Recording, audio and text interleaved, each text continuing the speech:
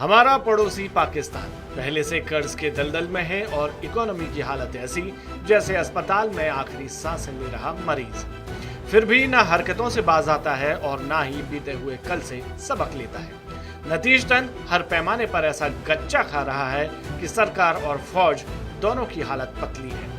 इसी बीच एक और ऐसा कदम उठा रहा है जिसके चलते उसे 1000-2000 करोड़ नहीं बल्कि पूरे 1.5 लाख करोड़ रुपयों का फटका लग सकता है। क्या है पूरा मामला, आपको समझाते हैं। दरअसल ईरान और पाकिस्तान में गैस की सीधी सप्लाई के लिए कुछ साल पहले करार हुआ था, जिसके तहत दोनों देशों के बीच सीधी पाइपलाइन बिछाई जाएगी। चूंकि दोनों देश बॉर्डर साझा करते हैं, इससे ईरान पाकिस्तान को बिना समुद्री मार्ग या बिना सड़क मार्ग के सीधे गैस सप्लाई कर सकेगा और दोनों देशों को इसका आर्थिक फायदा होगा। ये लाइन ईरान के असालुये से पाकिस्तान के ग्वादर और फिर नवाब शाह शहर पहुंचती। इसमें ईरान ने अपने इलाके में पाइपलाइन समय से बिछाई, लेकिन पाकिस्तान का वही पुराना ढीला ढाला रवैया, लिहाजा प्रोजेक्ट में देर हो रही है, जिससे ईरान का कई हजार करोड़ का नुकसान हो सकता है।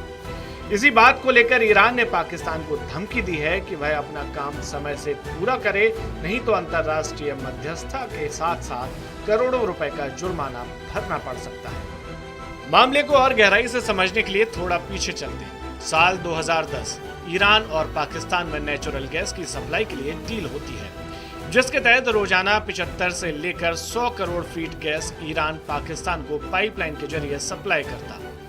2014 तक ये पाइपलाइन बिछाने का काम पूरा होना था, लेकिन 2024 में भी ये काम पाकिस्तान की तरफ से पूरा नहीं हो सका है। जबकि ईरान ने $2 अरब के खर्चे के बाद 2013 में अपनी तरफ वाले 1150 किलोमीटर हिस्से की पाइपलाइन बिछाने का काम पूरा कर लिया था। 2010 में ईरान के राष्ट्रपति थे महमूद अहमदीनेजाद और पाकिस्तान के प्रधानमंत्री थे यूसुफ रजा गिलानी। इन दोनों राष्ट्र प्रमुखों ने ये डील की थी, लेकिन इन्हें कहाँ पता था कि इस डील का आने वाले वक्त में पाकिस्तान की सरकारें जो अधकचरा करने वाली हैं, वो ईरान के लिए नुकसान और पाकिस्तान के लिए वित्तीय आपातकाल ला सकता है। लेकिन सवाल यह है कि पाकिस्तान से ये देर आखिर क्यों हुई। दरअसल अमेरिका ने साल 2010 में ही ईरान से गैस और दूसरे पेट्रोलियम पदार्थों के खरीदने पर पहले लिमिट लगाई और फिर प्रतिबंध। लेकिन पाकिस्तान ईरान से वादा करता रहा कि आप पाइपलाइन बिछाने का काम जारी रखें, हम गैस आपसे ही लेंगे। लिहाजा ईरान पाइपलाइन बिछाता रहा, लेकिन 2024 तक आते आते ये प्रतिबंध अमेरिका ने इतने सख्त कर दिए कि ईरान से गैस खरीदने मात्र से उन देशों पर भी प्रतिबंध लग जाते जो देश गैस खरीदते। चूंकि ईरान पर सैंक्शन है, इसलिए पाकिस्तान ईरान से दिन की बजाय रात के अंधेरे में गैस का सौदा अभी भी करता है। एक आंकड़े के मुताबिक पाकिस्तान ईरान से 8 से 9,000 करोड़ की गैस एक साल में खरीद लेता है, पर सैंक्शन के चक्कर में पाकिस्तान फंसता गया। इसलिए उसने पाइपलाइन के काम में ढुलमुल रवैया अपना लिया, जिसने उसे और ज्यादा फंसवा दिया। उसके इसी रवैये के चलते साल 2013 में तो ये तक अफवाह उड़ गई थी कि पाकिस्तान इस डील से अलग हो गया है और बाद में तत्कालीन प्रधानमंत्री नवाज शरीफ को चिट्ठी लिखकर सफाई देना पड़ी थी, जिसमें उन्होंने दिसंबर 2014 में गैस सप्लाई शुरू होने तक की बात कह दी थी। लेकिन अब मामला इंटरनेशनल कोर्ट में जाता दिख रहा है।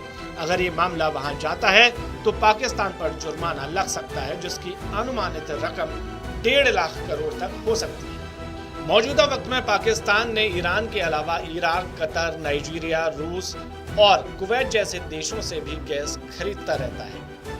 पाइपलाइन डील का एक और पहलू है, जब 1995 में इसको लेकर बातचीत शुरू हुई तब भारत भी इसका हिस्सा था। 1999 में साइन भी हुआ और 2007 में तो गैस के दाम तक तय हो गए थे। लेकिन 2008 में भारत अमेरिका न्यूक्लियर डील के चलते भारत इससे अलग हो गया था। अब किस्मत कहें या फिर दूरदृष्टि, अगर भारत इसका हिस्सा होता तो अपने हिस्से की पाइपलाइन बिछाकर फंस जाता, क्योंकि पाकिस्तान ने अपने हिस्से की लाइन आज तक नहीं बिछा पाई है और ईरान को लग गया है करोड़ों रुपए का चूना। लिहाजा अब ईरान इस मामले पर पाकिस्तान को अंतर्राष्ट्रीय कोर्ट में घसीट सकता है और पहले ही इज्जत खो चुके पाकिस्तान की और बेइज्जती होगी सो होगी, पैसा देना पड़ेगा वो अलग।